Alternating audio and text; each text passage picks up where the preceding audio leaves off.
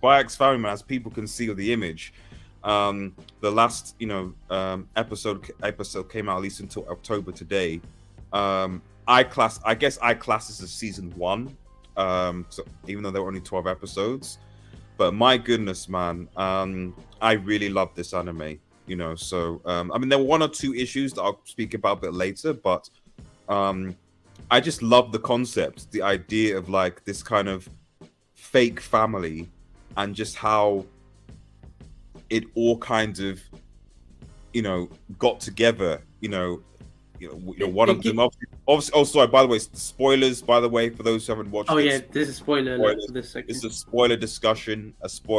So if you don't want to be spoiled, please move on to the next section. There will be chapters in, but this is a spoiler-based discussion. Spoilers. You've been warned. Sorry, go on. With these 3 characters, Loid, Yor, and Anya, you get like 3 different things that you all enjoy. Like Yor, you just like her; she's like waifu material. And then you have Anya's cuteness and the comedy that she brings, like elevate the show. She's like the number 1 reason why you'd watch the show, in my opinion. And obviously Loid, being the typical spy, he's a good character. Like, I enjoyed his character, but Anya for me, because I've done clips on this show, and she's literally like the main reason the fan base enjoyed the show.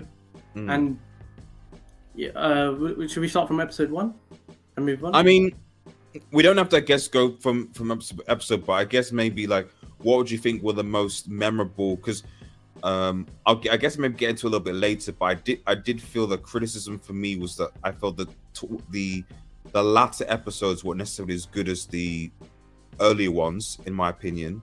And I also felt that Anya towards the end was getting a little bit annoying. She's still cute. Oh, I see what you mean. Yeah, a little bit more like this annoyance is starting to wear off a bit. And also at times I also felt that Yor was becoming a bit more of in some episodes becoming a bit more of a background character. That she was. Ooh, your fans are gonna hate you for that. Well, I mean, again, but this is in the latter, towards the end. So the beginning, I was like, whoa, okay, I can see there's a lot that people get involved and stuff like that. Then towards the latter, some of the latter episodes, it just felt that Anya was getting a little bit annoying. Yor was becoming a bit more in the background, like she's there, but there's nothing that's really like progressing her story. It's just, okay, she's doing her role. Yes, she's a bad cook, and that's kind of about it. And then there's odd references to the fact that she assassinates people at night, but then that's about it. There's nothing really aside from the episode where her brother comes in, so to sort of think, oh, okay, this is an interesting dynamic, because his brother is now tasked with like finding Twilight, and that's a complete for me that was one of my favorite episodes, because it was like this is now added a completely whole new dimension to this whole family, because her brother, who she loves, who she's trying to convince she's in a loving marriage with, this brother is also out to get Twilight. And now so Twilight now has to, so it's like, whoa, this is now more interesting dynamics. So the fact that I would say like the brother element, which was a good element to a degree, was that he overreacts, which I didn't like. Yeah. I know that's an anime trope, but like I thought this was going to be a little bit more serious, or a little bit more like less forced. But the comedy seemed a bit forced in that department.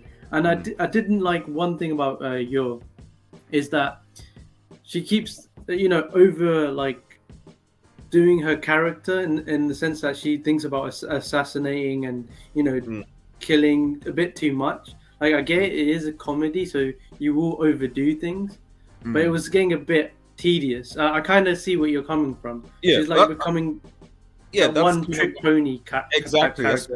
There wasn't really like a, that's why it's not that necessarily the episode was that the comedy wasn't. So I agree with you there. I think it was just the fact that it was nice in the episode. It felt like they were advancing her story, because it That's added true. a completely That's different true. dynamic to the situation, where you're like, okay, where is this now going to go now that Yor has to continue to convince her brother, because he didn't know ahead of time that like she's married, and that this brother is a like obviously a dark agent whose task is to basically find Twilight. So that for me adds a completely different dimension to what was already there, because it's like you can clearly see that Yor and her brother really care about each other. So as soon as her brother finds out about Twilight, it's like, well, what's going to happen? That's a threat to the family. But obviously, that's maybe one for the second season. But they didn't really, most of the season was obviously built around Anya Anya, naturally, yeah. getting to school, doing her thing. The The, elegant approach. that professor, the master, And obviously, and Damien, Desmond, the operate. What was the operation called? Operation. Can you remind me? Operation Strix. Yeah, that Yeah, operation. yeah. So I did like Anya's character developing with Damien and like the school arc, but like one thing I would agree with you that you pointed out is that she became annoying, but like the cuteness bit was a bit too much as well. A bit like your assassination thing being too much, or murder thing being too much. Anya's one was like it's not like as it started in the beginning being natural.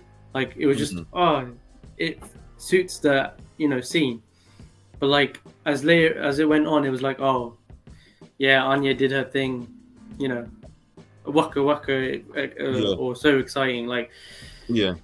okay, Yeah.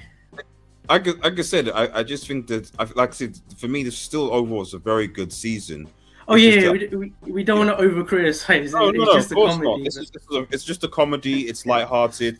It's enjoyable. I like going to, I like watching the weekly episodes. Although obviously I started watching Insight, I binged the first a couple episodes, but the criticism is just because I know like that this can be even better, and I think that, and maybe it's because it's only 12 episodes, and like of other animes that I watched with seasons, it's usually like maybe like 20 or 24, something like that. So maybe just the fact that it is just they've gone down the Netflix kind of route of 12 episodes and them. So if they're now thinking about what to adapt, what to cut, what to do, etc., to fit into the short 12 episode time, you're going to lose some of that character development. Certain characters are going to be sacrificed for that, and I just felt that in this season Yor was. And you mentioned character development. Well, there are a few characters that need developing. There's one character that has been developed, and one character's development that's been poor. And in these three are amazing, and they did their roles perfectly, and I enjoyed the anime weekly, fully enjoyed it. But our next topic, we're gonna discuss one that's gonna have its character development, one that has perfect character development, and one that I personally dislike, and that would be Avatar. Well, stay tuned, obviously, for more Sparks Family, but as me and Chains agree, this was a very, very good season, and we're looking forward to see more in October. So make sure you guys check it out if you've not watched it already.